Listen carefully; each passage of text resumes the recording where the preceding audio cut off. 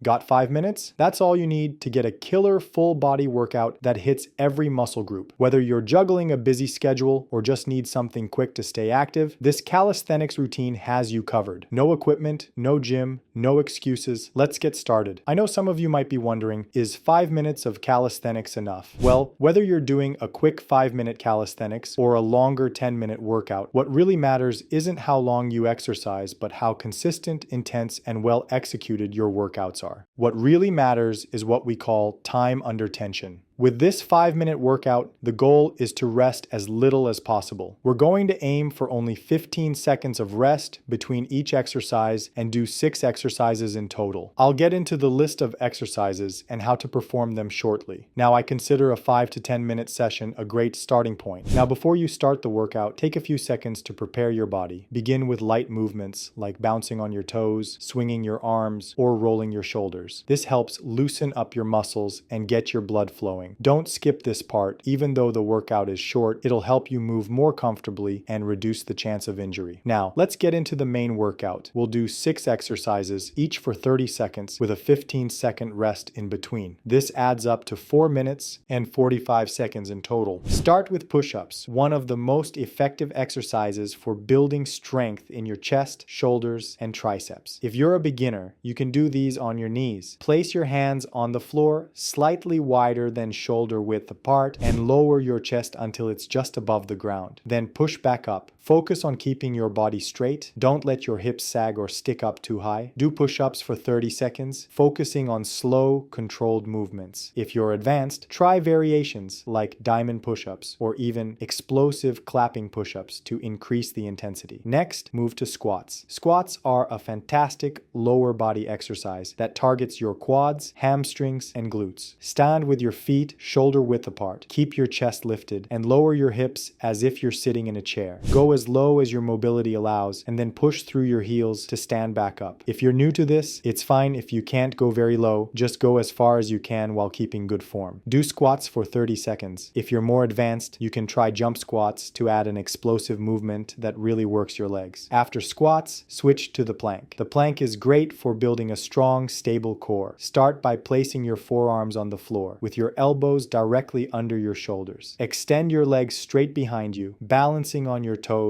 and keep your body in a straight line from head to heels. Engage your abs to avoid sagging in your lower back. Hold the plank for 30 seconds. If you're advanced, you can make it harder by lifting one arm or leg at a time or by trying a side plank to target your obliques. Once you finish the plank, it's time to focus on your back and shoulders with a movement called the Superman. Lie face down on the floor with your arms extended in front of you like you're flying. Lift your arms, chest, and legs off the ground simultaneously, squeezing your lower back and glutes at the top. Hold for a second, then slowly lower down. This exercise is amazing for strengthening your lower back and improving posture, which is especially important if you spend a lot of time sitting. Beginners can lift just the arms or just the legs, while advanced athletes can add pulses or hold the position for longer. Perform this for 30 seconds. Next, we'll work on upper body strength and rotational power with shoulder taps. Start in a plank position with your hands directly under your shoulders and your body forming a straight line. Keeping your core engaged, lift your right hand to tap your left shoulder, then place it back down. Repeat with your left hand tapping your right shoulder. Try to keep your body as still as possible without rocking or twisting too much. If you're a beginner, you can do this on your knees to make it easier. For a harder version, advanced athletes can raise their feet on a low platform. Shoulder taps don't just work your arms and shoulders, they also target your obliques, making this a great full body exercise. Do this for 30 seconds and then you're done. Finally, end your 5-minute workout with alternating lunges. Lunges are excellent for working your legs, glutes, and even your core. To do them, stand upright and take a big step forward with your right leg, lowering your body until your front knee is bent at 90 degrees and your back knee is just above the floor. Push back up to standing, then do the same with your left leg. If you're just starting, you can keep the lunges shallow and focus on balance and proper form. If you're advanced, you can add a jump between lunges or hold the lunge position at the bottom for a few seconds to make it more challenging. Do lunges for 30 seconds, switching legs each time. After the workout, take 30 seconds to cool down and stretch. This helps your muscles recover and reduces soreness. Do child's pose for 30 seconds, sit back on your heels, stretch your arms forward, and lower your chest toward the floor. This stretch relaxes your back, shoulders, and hips. Now, some of you may be questioning how to increase the intensity of this workout. The best part of this workout is you can adjust the intensity based on your fitness level. If you're new to working out, start with this exact routine as I told you, focusing on proper form and controlled movements. Even if you can't complete the full 30 seconds for each exercise, just do what you can and build up gradually. Consistency is very important here. Over time, you'll notice improvements in your strength and endurance. For more advanced athletes, there are plenty of ways to make this routine more challenging. One option is to increase the time for each exercise from 30 seconds to 45 seconds or even a full minute. You can also add more advanced variations of the movements, like the ones I mentioned earlier, like clapping push-ups and jump squats. Another option is to turn this 5-minute workout into a circuit. Rest for 30 seconds after completing all 6 exercises, and then repeat the entire routine 2 or 3 more times for a longer, more intense session. Another way to level up is by adding resistance. While this routine is designed to be body weight only, you can use resistance bands, ankle weights, or even a weighted vest to increase the difficulty. For example, a resistance band around your thighs will make squats more challenging, while a weighted vest will make push-ups and planks more intense. Finally, you can increase the speed and explosiveness. For advanced athletes, performing the movements faster or adding plyometric elements like jumping can turn this into a high-intensity interval training workout, which burns more calories and improves cardiovascular fitness. That's it, my friends. If you want to know the most difficult calisthenics exercise, watch this video next.